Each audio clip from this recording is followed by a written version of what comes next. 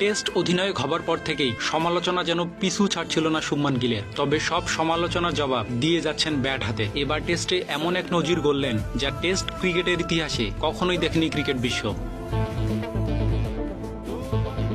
এজবাস্টনে ইংল্যান্ডের বিপক্ষে দ্বিতীয় টেস্টের প্রথম ইনিংসে 269 রানের পর দ্বিতীয় ইনিংসে করেছেন 161 রান। প্রথম এবং দ্বিতীয় ইনিংস মিলিয়ে এক টেস্টে 430 রান করেছেন শুভমান গিল।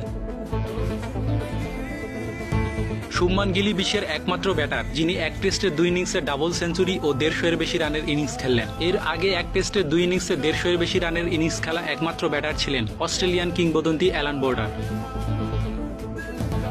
এশিয়ান ব্যাটারদের মধ্যে এশিয়ার বাইরে এক টেস্টে সর্বাধিক রান করার রেকর্ডটিও এখন শুভমান গিলের। এর আগে এই রেকর্ডটি ছিল পাকিস্তানের হানিফ মোহাম্মদের। 1958 সালে ব্রিজটাউনে ওয়েস্ট ইন্ডিজের বিপক্ষে এক টেস্টে করেছিলেন 354 রান।